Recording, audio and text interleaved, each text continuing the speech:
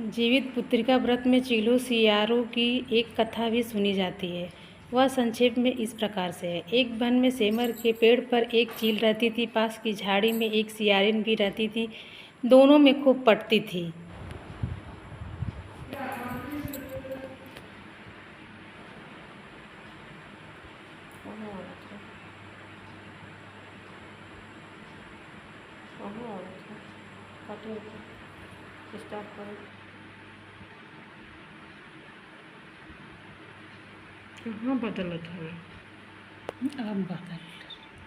उसमें से सियारिन के लिए जरूर हिस्सा रखती। सियारिन भी चीलों का ऐसा ही ध्यान रखती। इस तरह दोनों के जीवन आनंद से कट रहे थे। एक बार वन के पास गांव में औरतें जिउतिया के पूजा की तैयारी कर रही थी। चीलों ने उसे बड़े ध्यान से देखा और अपनी सखी सियारों को भी बताया।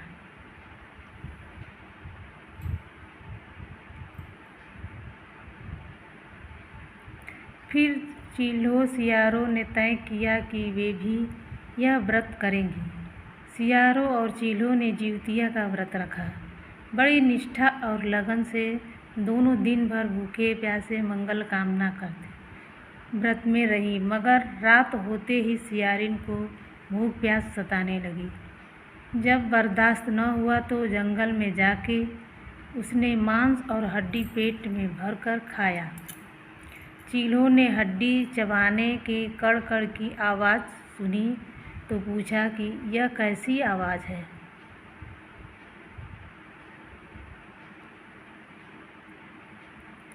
सियारिन ने कह दिया, बहन, भूख के मारे पेट गुड़गुड़ा रहा है। यह उसी की आवाज़ है। मगर चीलों को पता चल गया।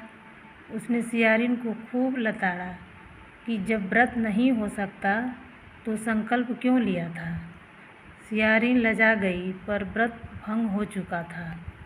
चीलों रात भर भूखे प्यासे रहकर व्रत पूरा की। अगले जन्म में दोनों मनुष्य रूप में राजकुमारी बनकर सगी बहनें हुई। सियारिन बड़ी बहन हुई और उसकी शादी एक राजकुमार से हुई। चीलों छोटी बहन हुई, उसकी शादी उसी राज्य के मंत्री पुत्र से हुई।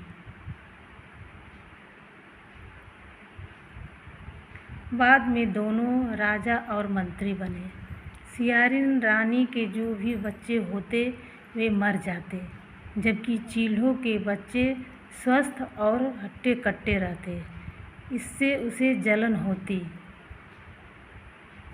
उसने कभी उनका सर कटवा कर डब्बे में बंद कर दिया, पर वह शीश मिठाई बन जाती और बच्चों का बाल तक बांका न होता।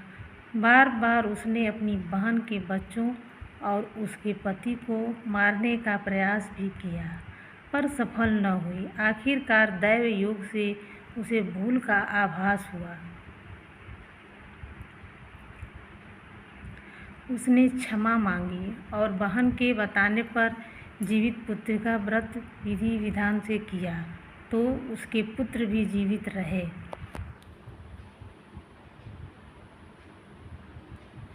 गंधर्वों के राजकुमार का नाम जमुतवाहन था। वे बड़े उदार और परोपकारी थे। जमुतवाहन के पिता ने वृद्धावस्था में वानप्रस्थ आश्रम में जाते समय इनको राज सिंहासन पर बैठाया, किंतु इनका मन राजपाट में नहीं लगता था। वह राज्य का भार अपने भाइयों पर। वन में ही जमुतवाहन को मलयवती नामक राजकन्या से भेंट हुई और दोनों में प्रेम हो गया। एक दिन जब वन में भ्रमण करते हुए जमुतवाहन काफ़ी आगे चले गए, तब उन्हें एक वृद्धा विलाप करते हुए मिली। पूछने पर वृद्धा ने रोते हुए बताया, मैं नागवंश की स्त्री हूँ। मुझे एक ही पुत्र है। पक्षीराज गरुड़ के कोप से मुक्ति दिलाने के लिए नागों ने यह व्यवस्था की है। वे गरुड़ को प्रतिदिन भक्षण हेतु एक युवा नाग सौंपते हैं। आज मेरे पुत्र शंखचूड़ की बलि का दिन है। आज मेरे पुत्र के जीवन पर संकट है और थोड़ी देर बाद ही मैं पुत्र विहीन हो जाऊंगी। एक स्त्री के लिए इससे बड़ा दुख क्या होगा कि उसके जीते जी उसका पुत्र न रहे।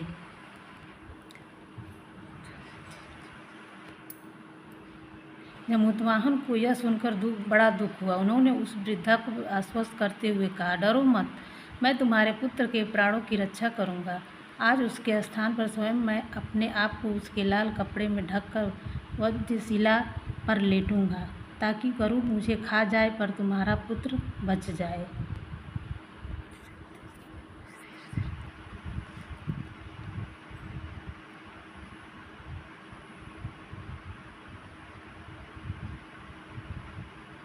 इतना कहकर जमुतवाहन ने शंखचूड़ के हाथ से लाल कपड़ा ले लिया और वे उसे लपेटकर गरुड़ को बलि देने के लिए चुनी गई वध्यशिला पर लेट गए। नियत समय पर गरुड़ बड़े वेग से आए और वे लाल कपड़े में ढके जमुतवाहन को पंजे में दबोचकर पहाड़ के शिखर पर जाकर बैठ गए।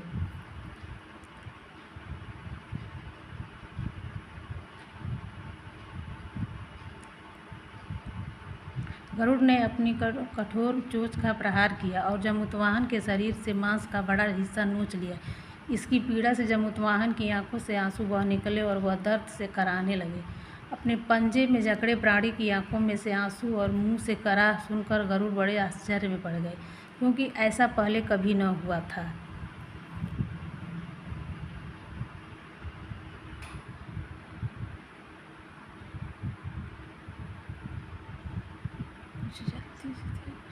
उन्होंने जमुतवाहन से उनका परिचय पूछा। जमुतवाहन ने सारा किस्सा कह सुनाया कि कैसे एक स्त्री के पुत्र की रक्षा के लिए वह अपने प्राण देने आए हैं। आप मुझे खाकर भूख शांत करें। गरुड़ उनकी बहादुरी और दूसरे की प्राण रक्षा के लिए स्वयं का बलिदान देने की हिम्मत से बहुत प्रभावित हुए। उन्हें स्वयं पर पछतावा होने लगा। वह सोचने लगे कि यह मनुष्य है जो दूसरे के पुत्र की रक्षा के लिए स्वयं की बलि दे रहा है, और एक मैं हूँ जो देवों के संरक्षण में ही किंतु दूसरों की संतान की बलि ले रहा हूँ।